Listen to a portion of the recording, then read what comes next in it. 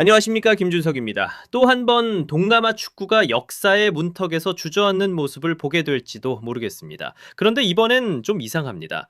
상대가 강해서가 아니라 스스로 무너지고 있기 때문입니다. 경기가 시작되기도 전에 말이죠. 이들은 지금 월드컵 본선행이라는 결전을 준비하는 걸까요? 아니면 잔혹한 내부 숙청을 벌이는 걸까요? 바로 인도네시아 축구협회 이야기입니다. 한국인 감독 신태용 감독이 기적적으로 쌓아 올린 팀을 스스로 허물고 있습니다. 신 감독의 아이들이라 불리던 핵심 선수들을 하루아침에 내치고 경기 내용이 아닌 심판 배정을 문제 삼으며 AFC와 싸우는 촌극까지 벌이고 있습니다. 이것은 전략이 아닙니다. 이것은 스스로 파멸을 자초하는 그야말로 자멸의 도박입니다. 오늘 이 문제를 깊이 파고들어 보겠습니다. 재경은 월드컵 아시아 4차 예선, 인도네시아가 사상 첫 월드컵 본선행이라는 역사적인 기회 앞에 서 있습니다. 그리고 그 꿈의 발판을 놓은 인물이 누굽니까? 바로 우리 한국인 신태용 감독이었습니다. 모래알 같던 팀을 하나의 영혼을 가진 끈끈하고 색깔 있는 군단으로 바꿔놓았습니다. AFF 챔피언십 준우승, 동남아시안 게임 메달, AFC U23 아시안컵 4강 신화까지 그야말로 인도네시아 축구의 황금기를 열었죠. 그런데 이 가장 중요한 결전을 앞두고 에릭 토이르 협회장과 새로운 클라이버르트 감독은 무슨 짓을 했습니까? 도무지 이해할 수 없는 결정들을 내리고 있습니다. 먼저 이렇게 잘 나가던 신태용 감독을 하루아침에 경질했습니다. 성과와 장기적인 목표를 검토한 결과라는데 글쎄요, 누가 봐도 납득하기 어려운 변명이었습니다. 그리고 이제는 신 감독이 피와 땀으로 일궈낸 팀의 기둥들을 그 주축 선수들을 대거 제외하는 만행을 저지르고 있습니다. 이것은 단순한 세대 교체나 전술적 변화가 아닙니다. 이건 명백한 토사구팽이자 자신들의 역사를 만들어준 스승의 유산을 지우려는 배신 행위와 다름없습니다. 그들이 대체 무슨 짓을 하고 있는지 한번 보시죠. 이건 평범한 선수 교체가 아닙니다. 라커룸에서 벌어지는 정치적 숙청입니다. 첫 번째 행동, 신태용의 유산 지우기, 공신이 죄인이 되다. 사우디아라비아를 상대로 극적인 결승골을 터뜨렸던 영웅 마르셀리노 페르디난, 장거리 스로인이라는 강력한 무기로 인도네시아의 상징이 되었던 프라타마 아르안, K리그에서 뛰며 우리에게도 익숙한 그라운드의 불꽃 캡틴 아스나위 망쿠알람, 심지어 우리 U223 대표팀의 뼈아픈 패배에 악몽을 안겨줬던 라파엘 스트라위크까지. 이들은 단순히 실력 좋은 선수들이 아닙니다. 신태용 감독의 황태자들이자 그와 친아들 같은 관계를 맺었던 말 그대로 신태용 사단의 상징적인 인물들입니다. 이 선수들을 대거 제외한 것은 전술적인 판단이라고 볼 수 없습니다. 이것은 명백히 속 좁고 불안함에서 나온 행동입니다. 클라이버르트와 토이로 회장은 마치 이런 메시지를 보내는 것 같습니다.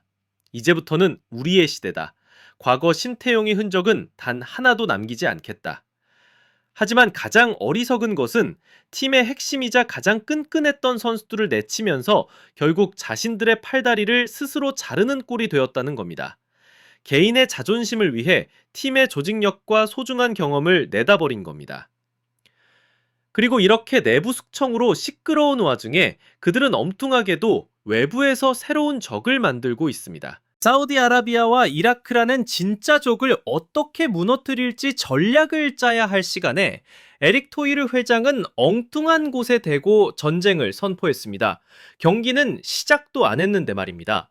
그 가상의 적은 바로 심판입니다. 사우디아라비아전에 쿠웨이트 출신 심판이 배정된 것을 문제 삼으며 중동 심판은 중립적이지 않다, 호주나 유럽 심판을 배정해달라며 AFC에 공식 항의까지 하는 촌극을 벌였습니다. 심지어 이라크전에 배정된 중국의 마닝 심판은 과거 한국과의 경기에서도 편파 판정 논란으로 악명 높았던 인물이라며 불만을 터뜨렸죠. 물론 이런 쌩떼 같은 요구를 APC가 들어줄 리 만무합니다. 대체 왜 이러는 걸까요? 이유는 아주 명확합니다. 첫째, 여론의 화살을 돌리기 위해서입니다. 유능했던 신태용 감독을 내치고 팀의 기둥을 뽑아버린 자신의 실책에 쏟아지는 비난을 불공정한 심판이라는 외부의 적으로 돌리려는 얕은 속임수입니다. 둘째, 그리고 이게 핵심입니다. 바로 실패했을 때를 대비한 보험이자 핑계를 미리 만들어 두는 겁니다. 아주 고전적인 책임 회피 수법이죠. 만약 인도네시아가 월드컵 본선 진출에 실패하면 그들은 감독이나 선수를 탓하지 않을 겁니다. 우리가 진 건 적편파적인 심판 때문이다 라고 외치겠죠. 토이루 회장은 자신의 잘못된 선택이 불러올 실패의 책임에서 벗어나기 위한 탈출구를 미리 파고 있는 겁니다. 결국 이 모든 행동은 그들 스스로가 새로운 감독과 반쪽짜리 팀의 승리를 전혀 자신하지 못한다는 것을 실토하는 것과 같습니다. 정말 이길 자신이 있다면 이렇게 경기장 밖에서 시끄러운 연극을 벌일 필요가 없는 것 아니겠습니까? 그리고 마침내 전환점이 찾아왔습니다. 신태용의 아이들이 빠진 충격적인 대표팀 명단은 확정 발표되었고 심판 교체를 요구하던 어설픈 항의는 AFC로부터 단칼에 거절당했습니다. 이제 더는 물러설 곳이 없습니다. 스스로 퇴로를 차단하고 외나무다리 위에 올라선 셈입니다. 결국 그들은 사우디아라비아와 이라크라는 강적들 앞에서 자신들의 속패를 전부 까발린 꼴이 됐습니다. 우리는 지금 불안하다. 우리는 분열되어 있다. 그리고 결정적으로 우리는 우리 스스로를 믿지 못한다는 것을 만천하에 공개적으로 인정한 것입니다. 이제 혼돈의 도박이 본격적인 막을 올렸습니다. 이제 그들은 죽느냐 사느냐의 전쟁터로 들어가야 합니다. 그런데 손에 든 무기가 너무나도 초라합니다. 핵심 선수들이 빠져나가 구멍이 숭숭 뚫린 누더기 같은 팀, 선수들의 신뢰를 얻지 못한 무능한 장수, 그리고 이기기 위한 전략 대신 패배했을 때의 변명거리만 가득 채운 패배주의 심리까지. 신태용 감독이 선수들에게 심어주었던 국기를 위해 온몸을 던지던 그 끈끈한 결속력과 투지는 이미 산산조각 나버렸습니다. 한번 생각해 보십시오. 남아있는 선수들의 심정은 어떻겠습니까?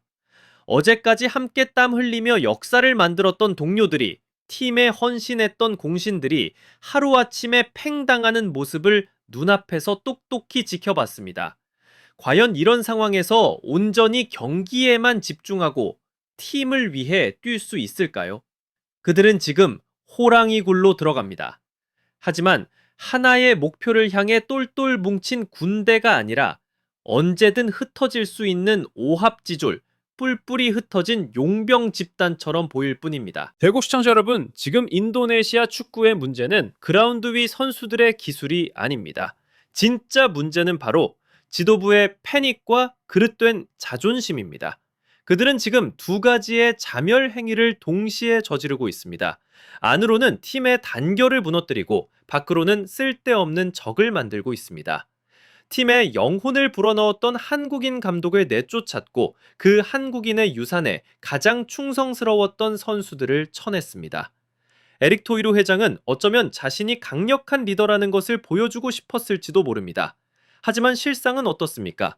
그는 지금 아마추어처럼 행동하며 제 손으로 자기가 사는 집에 불을 지르고 있는 꼴입니다. 만약 인도네시아가 이번 예선에서 실패한다면 그것은 단순한 스포츠의 패배로 기록되지 않을 겁니다. 토이르 회장이 스스로 지핀 그 불길은 인도네시아의 월드컵 꿈은 물론이고 그 자신의 축구 행정가로서의 경력까지 모두 잿더미로 만들어 버릴 겁니다.